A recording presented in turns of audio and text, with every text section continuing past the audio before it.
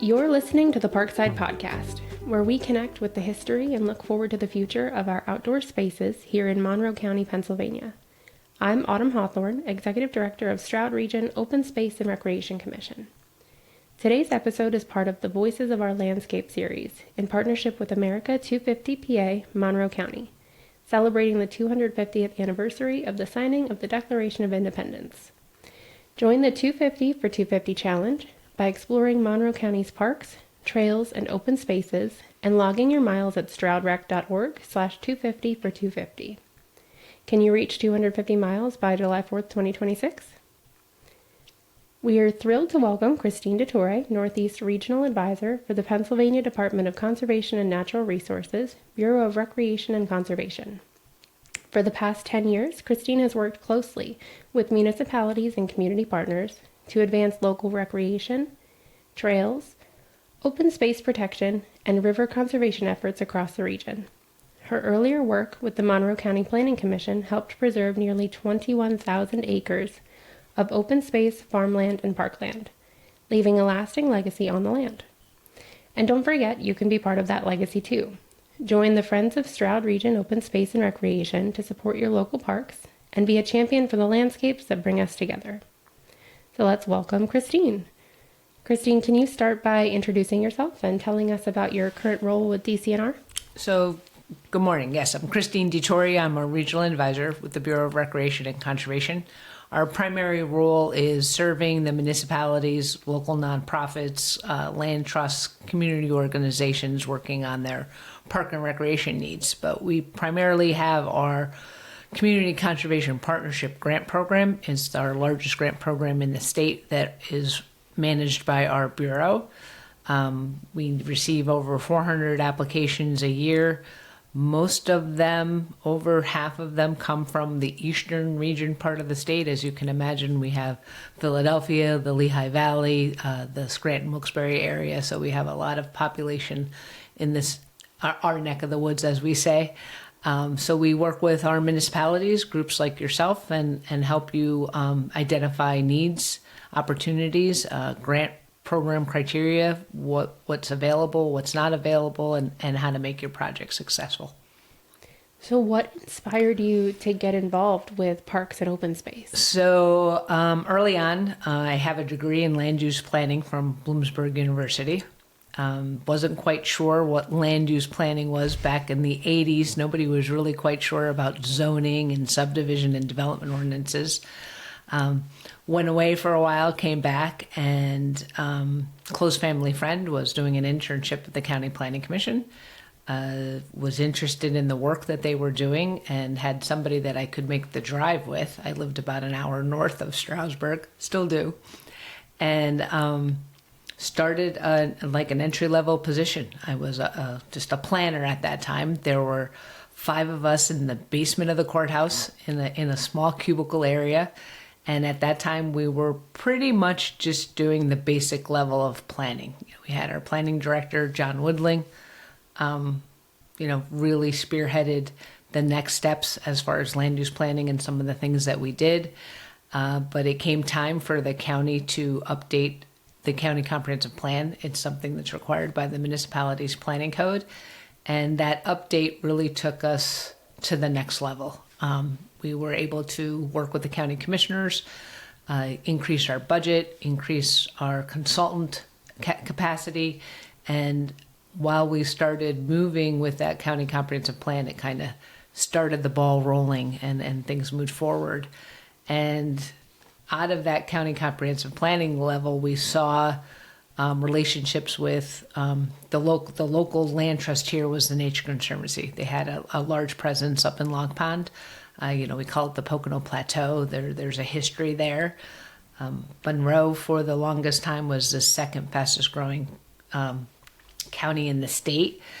We were seeing the development pressure from New Jersey and New York, and we were looking to have that balance. And while we were doing the comprehensive plan, the loss of open space, the loss of recreation land, the loss of park land, the need for trails and connection kind of rose to the top, and the Nature Conservancy, with the help from the Trust for Public Land, all of these organizations that are familiar with those types of projects, we did some polling, and in 1998, they did the open space bond, and it passed, 51%. Not as good as Carbon County's that passed at 80-some% just a few years ago, but you can see the timeline. It was 20 years later. So the knowledge and the things that we're doing, back in 1998 to get a $25 million bond pass was pretty impressive. So that's basically where kind of shifted. I was doing the agricultural land preservation program. There was a great board that we worked with. Alan Everett, who was a Hamilton Township supervisor, spearheaded that, worked with the state agricultural land preservation board, when we realized farmland preservation was not the only thing that we needed to do. So we created an open space coordinator position. That was filled for a number of years, and when that position left, I kind of saw the writing on the wall. That's really what I wanted to do, and I stepped into that role, and we implemented the program. We did a county open space program in conjunction with the comprehensive plan. We worked with a really great board. Jeff Evans, I think, was the first board chair of the volunteer board that the county commissioners appointed. We had great county commissioners, too many to name. Some of them I don't even think are around anymore. But they saw it as well, and they saw the benefits, and we took that funding and we created a plan, and that's how I got into more of the parks and open space, I guess is the best way to say it. Yeah. So I'm actually really curious. You went to university and you got a degree in land use planning.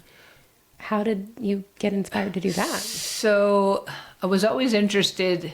Well, the interesting background part of that is I started in the medical terminology field, but realized that zoology and chemistry were not my forte.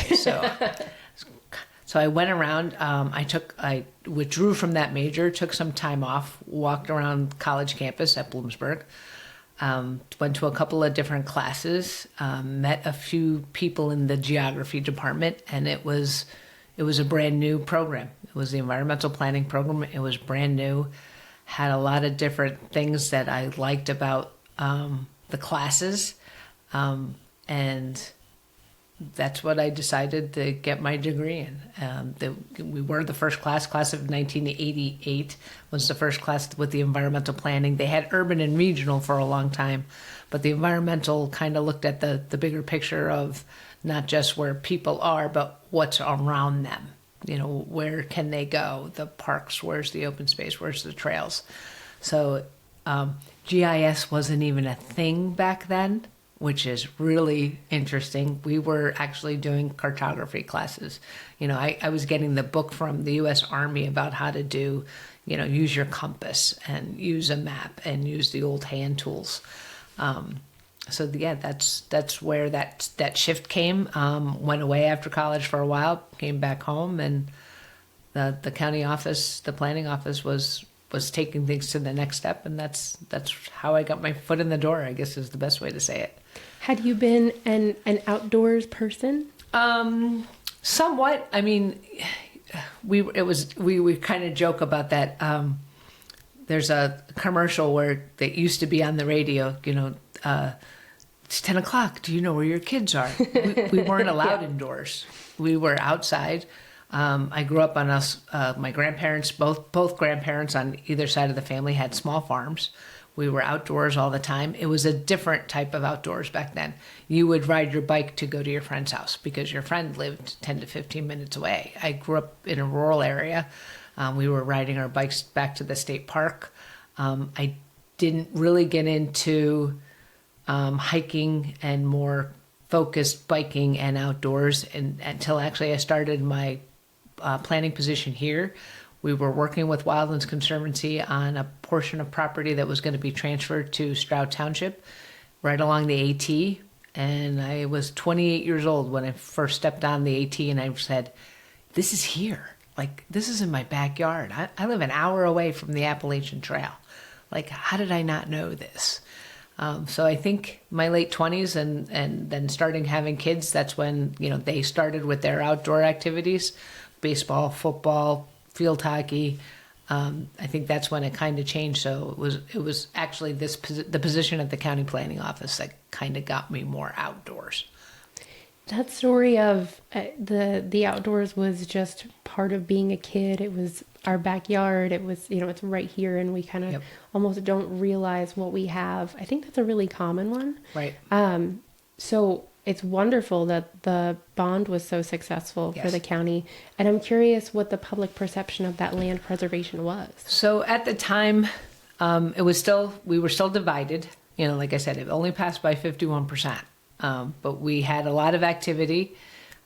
We were growing, and I think the residents saw that it needed to be a managed growth, and a needed thoughtful growth, I guess is the best way to say it. I remember, we looked for other municipalities, other counties, how they were doing things. We saw some of the things that were happening down in Chester and Bucks County that we thought mirrored or was an image of what was happening here. I remember taking municipal officials on tours. We would go down south. We worked closely with the natural lands. It was a natural lands trust at that time. They're now just natural lands. But they were looking at, we knew we couldn't just buy land, and we didn't have enough money to just buy. So we knew that the zoning and the land use, Pennsylvania, it's done at the municipal level. So we knew that we had to get municipalities and municipal officials on board. Natural Lands was doing, with Randall Arndt, a program called Conservation by Design, where you kind of like look at the land first, decide what you want to preserve, and then develop the rest and make it fit with the property's needs and with the property's connections to the outdoors. So like I said, I remember driving the van, of 10, 15 municipal officials to look to say, okay, this is how it could look. This is how we could shape our future and make sure that, we always say we're not doing this for us. We're doing this for the next generation. I have kids, and now my kids have kids.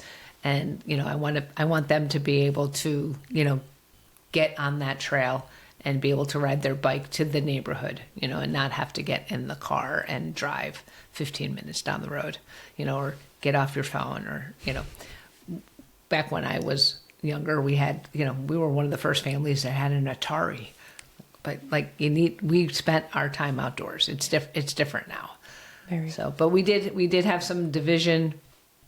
Some of the larger, areas here, weren't quite sure what it meant. They thought like they're going to buy and take it out of development, but that's not. I always kind of use that word balance. That's what we were always. Craig Todd, who was the conservation district manager, always talked about silos, and this was us trying to break down the silos. It can't be one or the other. It has to be a combination. It has to be a smart combination of how you can get the development done the right way and be able to preserve for the next generation, make those connections. And were there pivotal moments where you felt like we're doing this is going to happen? When the bond passed, that was the pivotal moment when that 51%, and we realized we were going to be able to implement the program, take it to the next level. When the commissioners appointed the board, it was 4 or 5 years. It was really interesting to see the change. We went from a staff of 4 or 5 of us in the basement of the courthouse. We ended up moving over to they remodeled the Sears building because we outgrew the courthouse. We increased staff. We had GIS was coming into play, and that was helping us identify areas at a different level. You were able to take that 30,000 foot view of the county. We were being modeled by other counties. We went over to Pike County to talk to them about what we were doing. We went over to Carbon County. So it's actually interesting to see, we did this back in 1998. Carbon County just passed their bond 2 years ago. So 20 some years later, people are still realizing that this is necessary. It was an interesting time period. What was really cool was, after, we got to a certain level of spending, Our county commissioners, without a bond issue, put more money towards the program. So that's how successful we were. I think we took the $25 million and we leveraged it with the regional groups and the municipalities to the state agency I now work for. We leveled it like 3-1. We created, I can't, like $60-some million to that 25 million. It was really great to see. What was interesting to see was our county commissioners going to the secretary's office at the time and asking them our money to match their money to fund 2 positions. We had 2 fully funded positions that started the kickoff of the improvements at the county planning office and the capacity. That was you mentioned it earlier offline, but we were talking about capacity, but that's what we needed, the ability to go out to do the work. Yeah. And so pass the bond with that 51%, big things start happening. Public perception must have only improved. Well, because we involved them. We involved the public. So we made it a public participation process. One good thing about using any bond money or grant money, even the Open Space Advisory Board, they were volunteers that submitted their resumes. They weren't paid staff. They had other jobs. They came and they met at night. They developed the plans. We worked with a consultant to develop our plan. It was the county's plan. It wasn't me as the open space coordinator telling everybody what we were going to do. It wasn't John Woodling as the planning director telling people. It was their plan that we implemented. And then I think the best thing we did was we not only wanted to beat the county plan, we wanted the municipalities to have their plan. So we gave them a little bit, we call it the carrot and the stick. You gave them a little bit of a carrot, and if you worked with your partner, your neighboring municipality, DCNR gave us a large block grant. We fully funded your plan. If you worked alone, you got X, but if you worked together, you got XX. So it made sense. The regional, 20 municipalities in the county, they split up pretty nicely. Stroud Region Open Space. Stroud Region, I think, was the first regional plan we did. They did it on their own, and then we saw the writing on the wall and said, okay, this could work. And then the next groups, the West End, the 4 municipalities in the West End, and then the 3 municipalities in the middle, Hamilton, Jackson, Pocono, and then the 3 up at the top of the mountain and the plateau, Bear, Paradise, Mount Pocono. They all kind of saw that this was working, and it was good, and it was all like we were kind of managing the process, but the municipalities were taking ownership of it. They were appointing the boards, and every board was 1 or 2 supervisors, 1 or 2 council, and then the rest were volunteers. You were a volunteer open space advisory board for your regional group. Developed your plans, developed your goals, and then we did make sure that everybody, before you could access money to buy that land for a park or buy that property for a trail or buy that property for passive recreation, you had to have a plan. So then they could access the money. So I think that was the big thing. What is it that was so important about those regional plans? That they took ownership. That we gave them, we opened the door, but they had to walk through. And that was, I think, the biggest thing was the municipalities taking ownership and letting them decide who they needed to work with. Letting Stroud Township reach out to East Stroudsburg Borough and Stroudsburg Borough and say, this makes sense. Same thing with, the West End, Ross Township, Eldred Township. Back when I started with the County Planning Commission, Eldred and Ross were the last 2 municipalities in the county that didn't have zoning. So things that happened, that they saw, the former Alpine Rose development, when we had a developer come in and saying he was going to build a huge, country club racetrack at the base of the AT. So they all kind of saw the things that were happening. They, in the West End especially, they call it the West End for a reason. They love the rural character, but we're bisected by 380, 80. 209 is definitely changed. 33, like we saw the pressure coming in. And then, it was just the anniversary yesterday, but after 9/11, things really changed. People didn't want to go into the city. They wanted to stay and be able to be close to home. So those homes that were second homes and people were vacationing now started to become primary residents. So we needed to be able to provide them with services as well. So, is there a favorite project or a favorite success story from that era? I'd like to say from that era, the regional planning efforts, that those are my favorite projects. That from those regional planning efforts, we actually created regional open space and recreation commissions. Now, in theory, it put the county park and recreation department, I kind of have to say, out of business.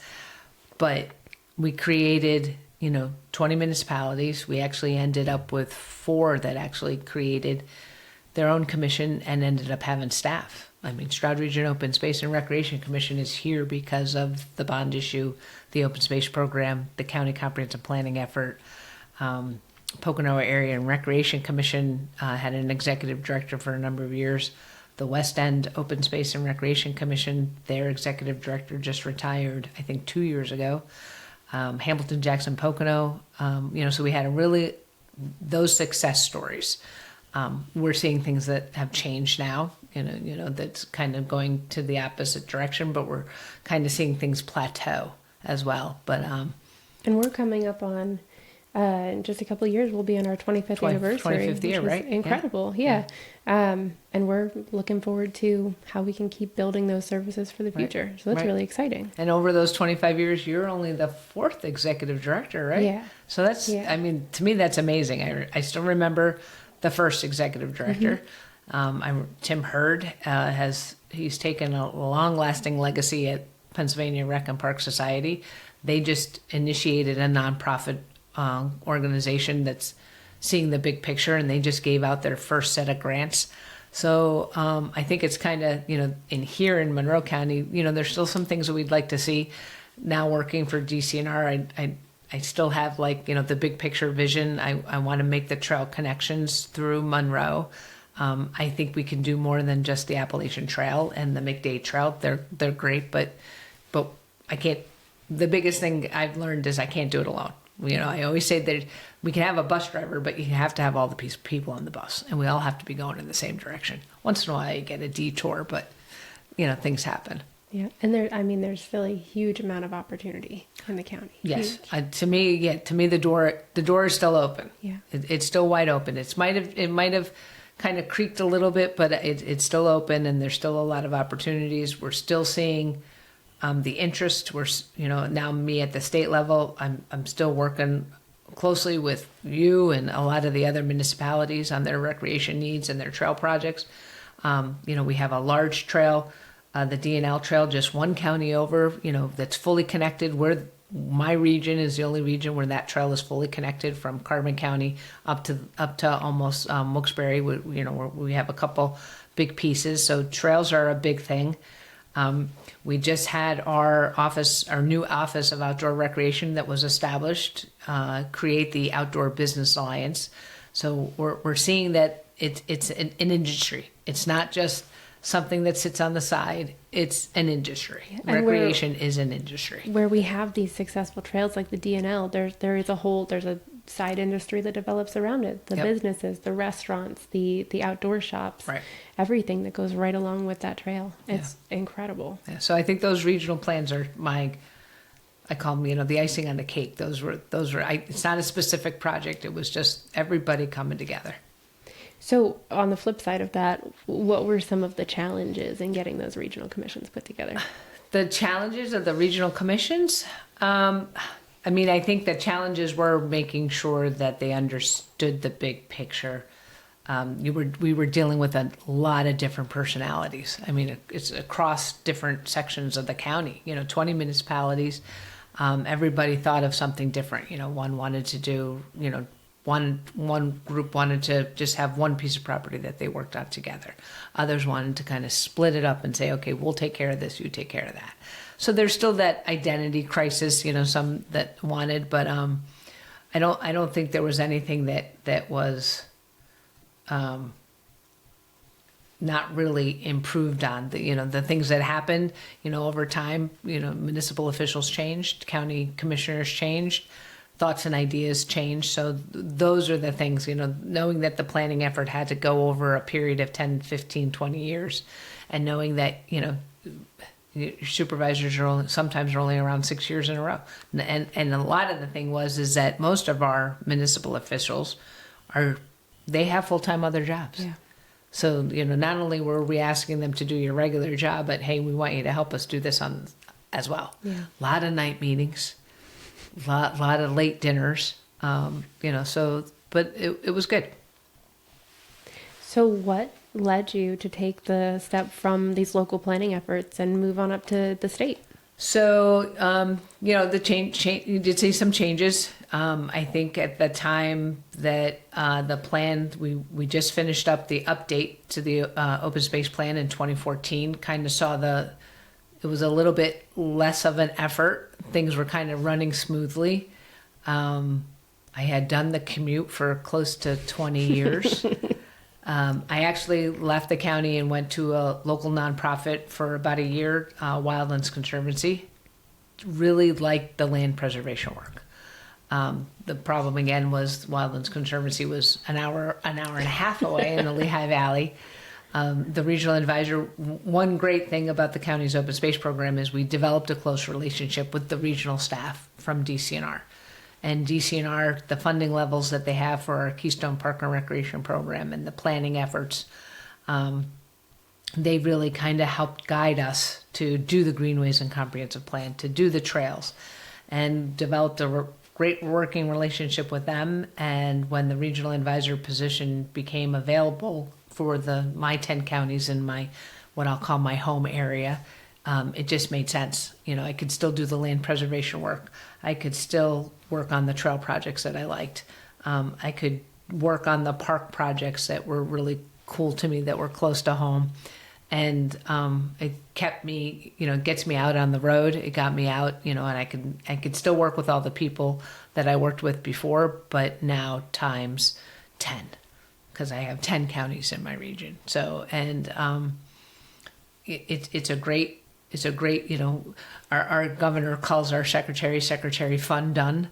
My regional manager, we talk that there's no conservation recreation emergencies, but these are the things we get to do, and going to those ribbon cuttings or those successful brownfield to playfield projects where we're, turning an old railroad yard into a park and being able to see, what are now my grandchildren out on that park. I think this is, where I was supposed to be. There's nothing better. No, there's nothing better. How would you say your background in Monroe County has influenced the way that you now approach the role as a regional advisor? Gave me the ability. One thing you had to do was dealing with the county open space program and the county. I ended up being the planning director for my last 2 years, and you learn. I was taught how to talk to people and how to differentiate. Everybody has different personalities, so you got to understand the big picture. And you got to listen. That was one thing that I really learned doing all the plans, working with all the different types of municipal officials, working with all the volunteers, all the different groups that were developing their plans. You had to listen to them. And everybody is passionate about their project. So, our role now is to kind of say, okay, how can I make your project come to life? How can we help the Edie Stevens of the world that, want to make sure that her legacy is left? It's just a way that you have to listen and be able to help them. I like to say we provide resources. I can't give you everything that you need. We can't fund everything, but one thing that's the most important to me is developing those partnerships. If I can't help you, who can? Is the best way to say it. Yeah. So would you say you've come full circle? I think so. I think I'm at a different level though. We're full circle. I'm working with a lot of the organizations that I worked with early on. I've made a lot of connections, made a lot of partnerships. So yes, I think full circle is the best way to say it. But I'm closer to home. So how do you see DCNR's role evolving now in helping those communities achieve their goals? I think we're looking at new opportunities. I mean, our grant program has never been more at a high demand than it is now than it was before. Like I said, over 400, 500 applications a year. We're trying to modify the grant application so we can help those lower capacity communities. I can't tell you how many municipalities we have that are considered what we call small communities that don't have full-time staff, that don't have a full-time manager, that don't have full-time supervisors, that are only doing this part-time. DCNR, we have goals. Our bureau is responsible for implementing those goals. We just completed our statewide comprehensive outdoor recreation plan. So the planner, I can't get enough planning.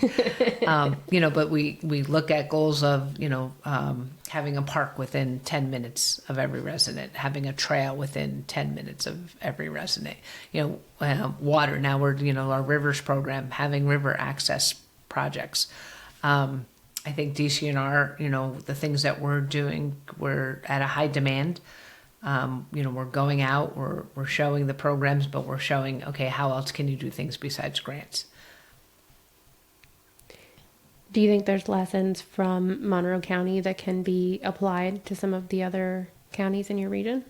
I always look at that as far as like what we did here, because that's what we did when I was here at the county. We looked at what was happening somewhere else and how did they get it done, and you model it. So you look at here and I go, okay, this is how we did it, the regional recreation commissions. I might not be able to get all of you to do it, but I think we have good models that I can carry forward to other municipalities. We had one county when I started at DCNR, there was one county in my region that was the only county that did not have their greenway trails and open space plan. So I made it a goal of mine to get that one county done. And sometimes you have to wait till there's change, and there was change at the county level. Wayne County, not only does it have its greenways, open space, and recreation plan, but I was able to work with them and partners to get that plan done, to get a trail feasibility study done, to get a peer project done where they might come in for a park director. So, sometimes you just have to wait for that moment, and it's a waiting game.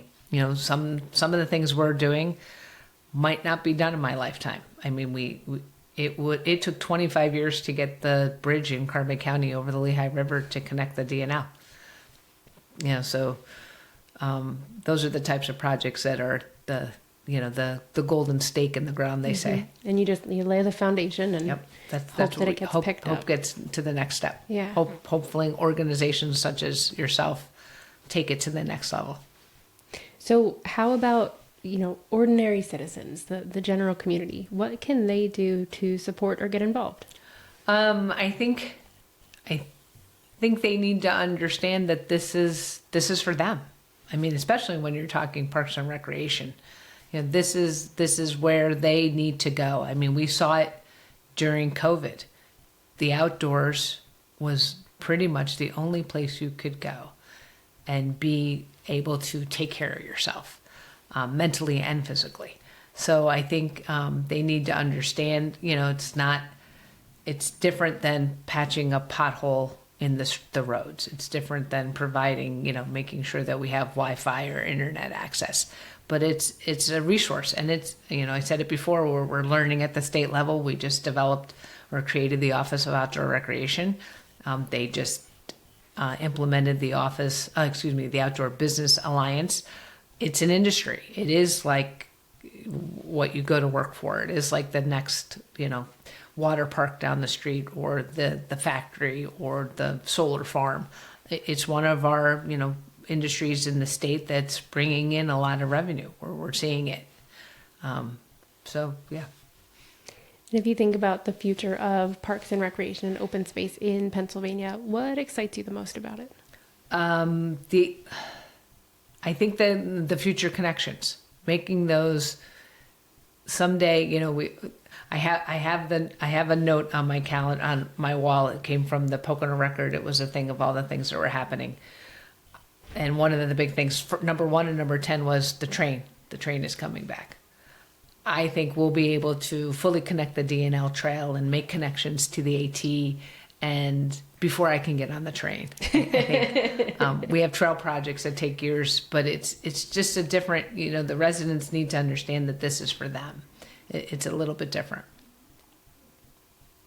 So on a personal note, do you have a favorite park or a favorite trail that you go back to again and again?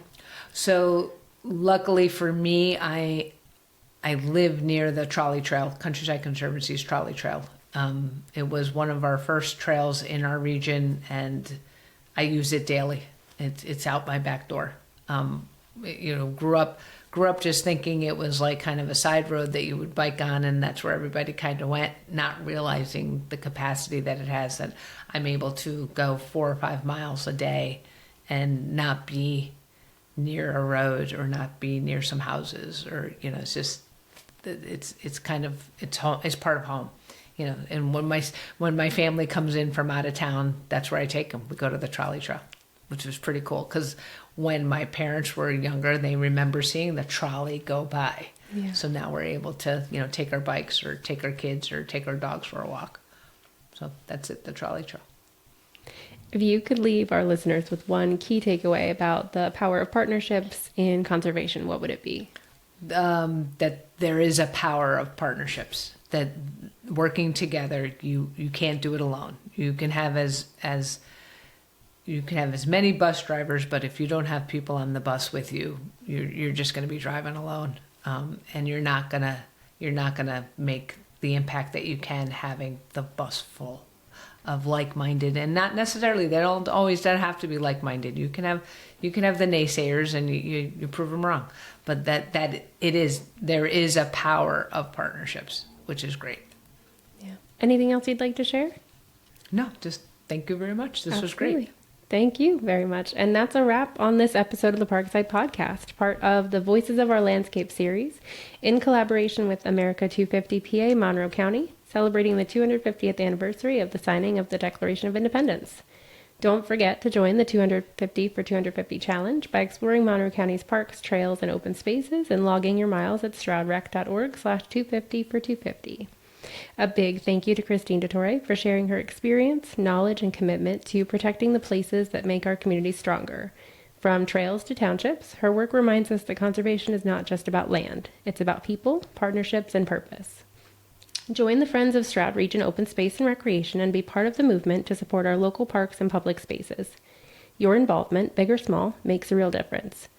Thanks for listening, and until next time, go outside and play.